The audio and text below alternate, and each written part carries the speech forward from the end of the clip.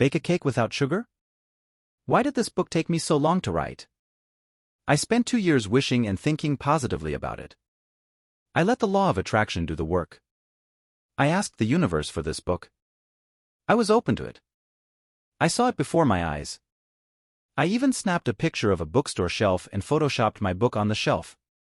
What happened? Absolutely nothing. Nada. Zilch. The universe never gave me my finished book. The fact is, despite all my positive thinking and meditations to the universe for my book, it never materialized until I sat my butt down in a chair and started to write it. I made a coordinated commitment to action, a conscious choice, and then a commitment to that choice in the form of massive action. If you're a law of attraction fan and find this critique offensive, that's okay. I didn't write the Millionaire FastLane to make friends or to book speaking engagements about being a positive thinker. I wrote it to tell you exactly what you need to do to get rich. Thinking never made anyone rich, unless that thinking manifests itself into consistent action toward application of laws that work. In fact, I find it insulting that someone might assume my success is due to positive thinking. I'm a realist who understands human nature, and that nature is to take the path of least resistance. It doesn't surprise me that these attraction books sell millions. The books that promise the easiest roads to wealth do well because, like sex, easiness sells. Events of wealth sell. Process does not. Yes, positivity is favored over cynicism. Belief is the starting point to change. Visualization is crucial. Yes, if you don't believe you can do it, I've got news for you, you can't. This stuff isn't new, it's old. While the law of attraction is a nice hammer in the toolbox, its flaw is that it ignores the real secret behind wealth, the real secret that transcends all wealth, all people, all cultures, and all roads, and that is the law of affection. The gift law of attraction is that it ignores mathematics. The law of FastLane, the FastLane primer. The law of affection states that the more lives you affect in an entity you control, in scale and or magnitude, the richer you will become. The shortened, sanitized version is simply, affect millions and make millions. Grammarians, I can hear you screaming. Relax. I know the difference between affect and a effect. I'm using a affection as it appears in Webster's Revised Unabridged Dictionary, published in 1913 by C. and G. Merriam Company, as a noun meaning a creation, a doing. A while ago, I wrote an article titled The Shortest a Make Millions article ever written. Guess how long the article was? A paragraph? Maybe a sentence or two? Nope. Just 2 words. And those words? Impact million. Impact millions and make millions. It doesn't get any simpler than that. In other words, how many lives have you touched? Who has benefited from your work, your assets, and your handiwork? What problems have you solved? What value are you to society? If you're working the front desk at a hotel, you simply aren't making much of an impact, and your bank account will represent that same fact. The amount of money you have or don't have is a direct reflection on the amount of value you have provided or not provided. Affection is scale, magnitude, or both. To exploit the law of affection, your business needs to make an impact of either scale or magnitude or both. Within our FastLane wealth equation, the scale and a magnitude are implicit to our net profit variable. Net profit equals units sold, scale, times unit profit, magnitude. An example of scale is reflected on our FastLane roadmap via the profit variable in our wealth equation, units sold. If you sell 20 million pens and make 75 cents profit on each, you just earned $15 million. This is having an impact on scale with tiny magnitude. Obviously, selling a writing pen doesn't have a major impact on anyone's life. The wealth is transmuted via scale, not magnitude. Conversely, magnitude is having a great impact on a few, and within our FastLane wealth equation is reflected in unit profit. Price always reflects magnitude. If you sell a product that's worth $50 million, you have access to magnitude.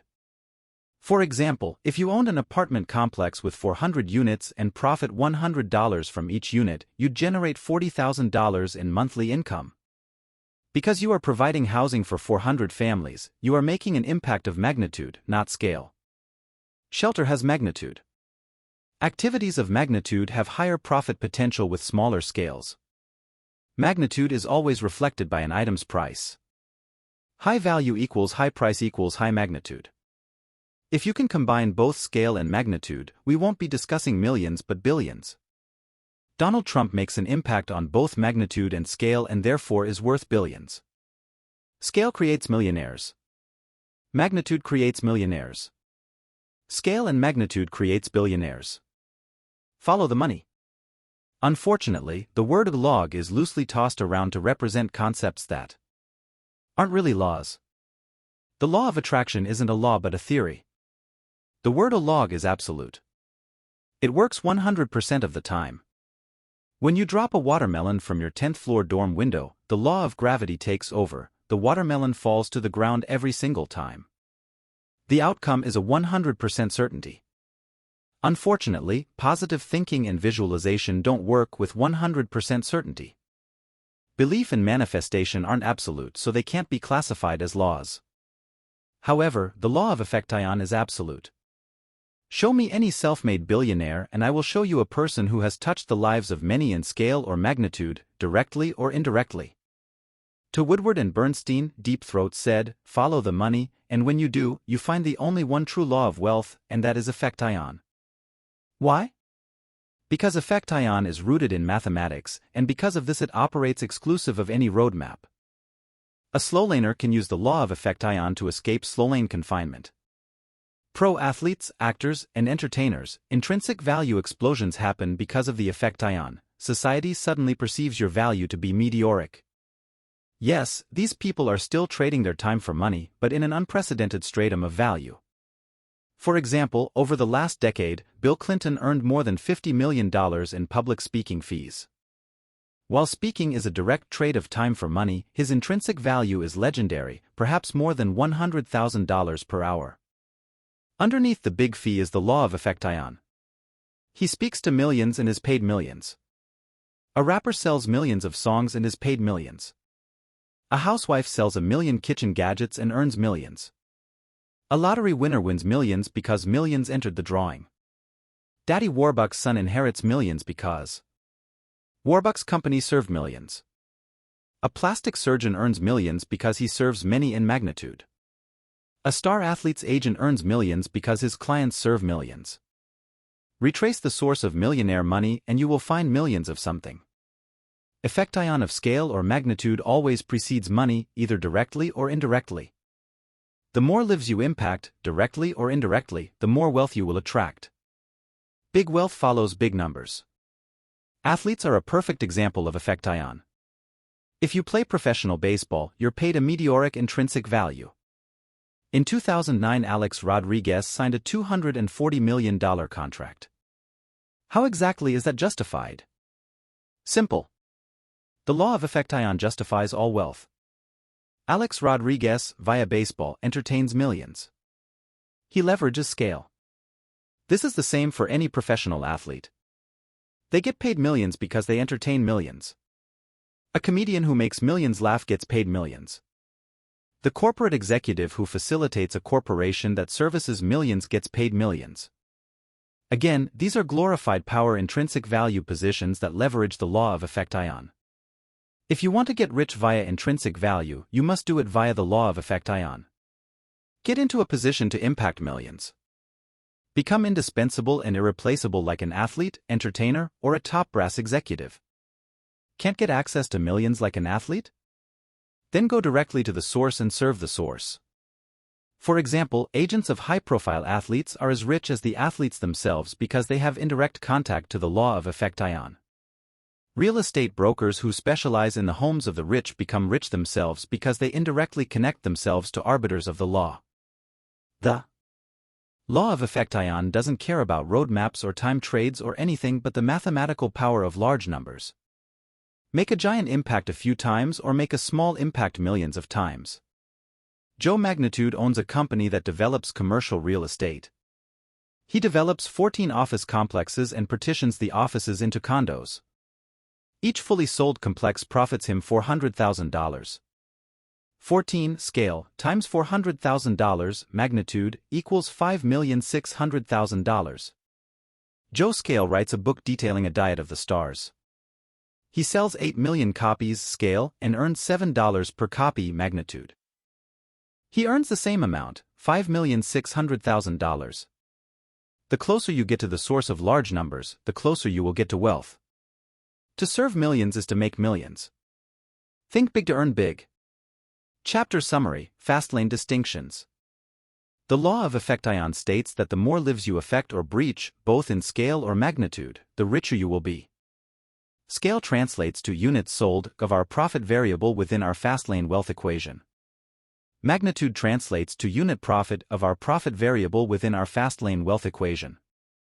The law of attraction is not a law but a theory. The law of affection is absolute and operates exclusive of a roadmap. All lineages of self-made wealth trace back to the law of affection. The law of affection's absoluteness comes from direct access and control. You are the athlete versus indirect access. You are the athlete's agent. To make millions you must serve millions in scale or a few in magnitude. Part 6, Your Vehicle to Wealth, You. 22. Own yourself first. Events and circumstances have their origin in ourselves. They spring from seeds which we have sown. Henry David Thoreau. The paralysis of pay yourself first. FastLane success demands a well-tuned vehicle primed and prepared for the journey that awaits. You are the vehicle to wealth. You are a mechanism for movement. You are responsible for making the journey, and the first step in taking charge of you is to own you. Surely you've heard pay yourself first, a common Slowlaner declaration born from the classic 1926 book The Richest Man in Babylon by George Clason. A good read but fundamentally flawed.